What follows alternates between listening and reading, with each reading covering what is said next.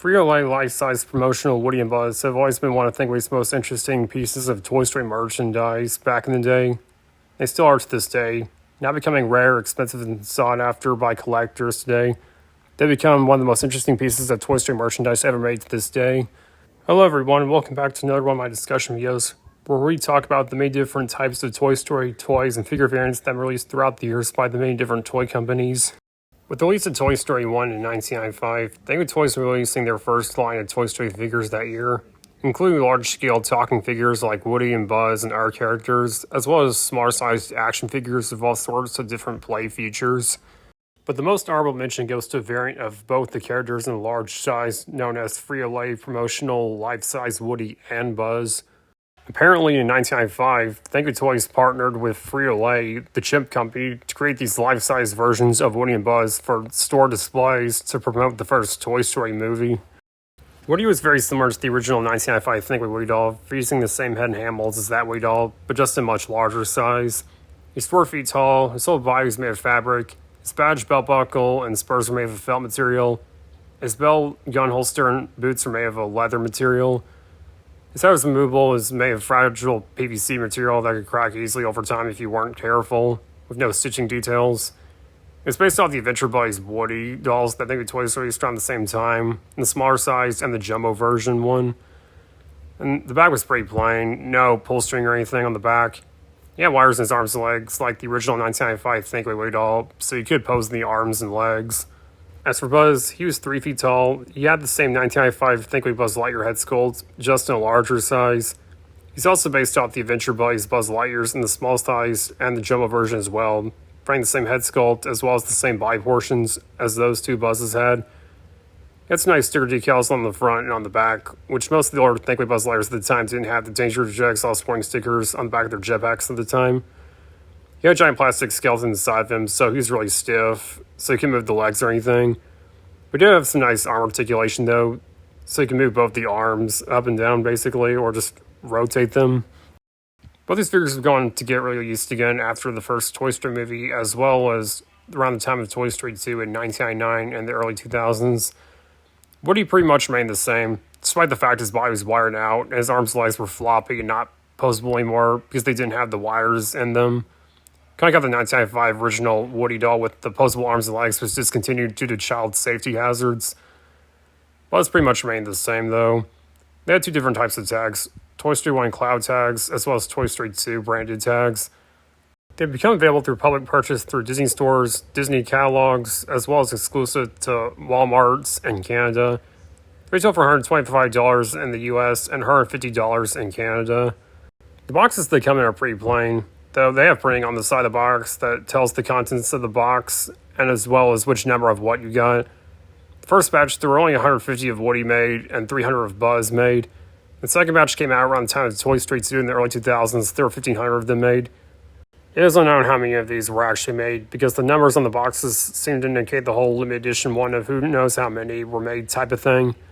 But then again, that could just be the shipping number of how many of these were shipped out to stores. We don't really know. The original 1995 promotion releases used to promote the first Toy Story movie were never sold to public, so they weren't for sale and they were never shipped out in these types of boxes at all. They're used for promotional displays only. These figures were also sold in the early 2000s as well, as we can see proof from this Disney catalog. The pictures of them look like the prototypes because Woody's shirt looks brighter, as well as Buzz's green looking darker. Look in the right corner of this Disney catalog picture, we can see the clear green chest Aerostar Buzz Lightyear that was sold exclusively to Disney stores around the Toy Story and Beyond line in 2002 by Thinkway Toys. So that clearly indicates proof that these figures were sold around the time of Toy Story 1 and 2 and the early 2000s as well. Nowadays, you look back at these figures as one of Thinkway's most interesting pieces of Toy Story merchandise ever made. We rarely ever get these types of giant Woody and Buzz figures nowadays, despite those Jay Franco & Sons plush ones, which look pretty crappy, especially Woody. These don't really compare to these figures, which were the OGs we got back around the time of Toy Story 1 and Toy Story 2 in the 90s and early 2000s. Even if Thinkway Toys is no more, sadly, 4-foot and 3-foot Frito-lay promotional Woody and Buzz will always be one of their most interesting pieces of Toy Story merchandise that was made. We sadly never got any newer, updated versions of these guys, sadly. and slash both these figures in the dust. As for the rarity of both these figures, Buzz is the more rarest one, despite the fact that he's not as sought after compared to Woody. There's only been one eBay listing currently from the seller I got mine from. That's around $300 total with shipping.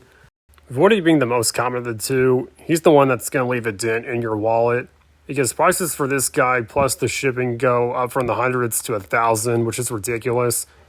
The highest I've seen one of these go for is $6,000 plus shipping from Japan. Also, some of these Woodies, as you may have seen, may not be the best condition, such as missing the hat, the bandana, the vest, the badge, the belt buckle, or even the boots. One time someone did an eBay listing just for Frito-lay Woody's head only for $700. Completely ridiculous. Just for the head. That makes zero sense. Wonder what happened to that Woody. No one's going to pay $700 just for Frito-lay Woody's head. Besides me being a proud owner of both these figures, you never would thought a collector like me would find both these guys new in box with the tags and everything in 2024 this year.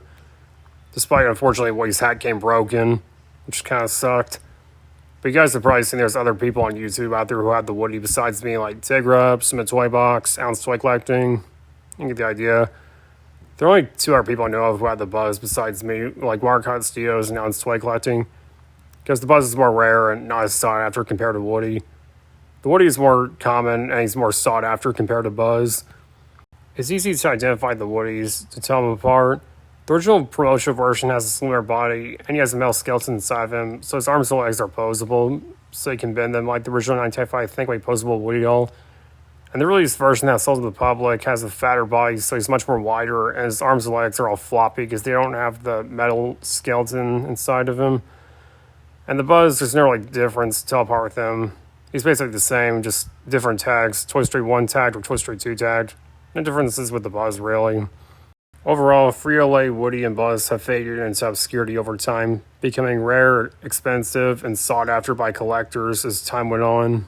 If you own either one of these guys, then good job. You got a pretty rare one on your hands.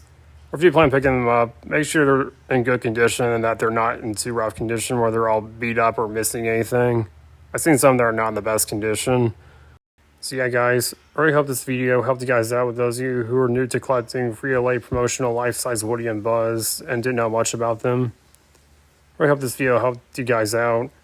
If you have any questions or requests you'd like me to make more videos like these, please feel free to leave a comment below down in the comment section. Feel free to join my Discord group. There's a link in the description. As always, enjoy this video. Please make sure you hit the like button.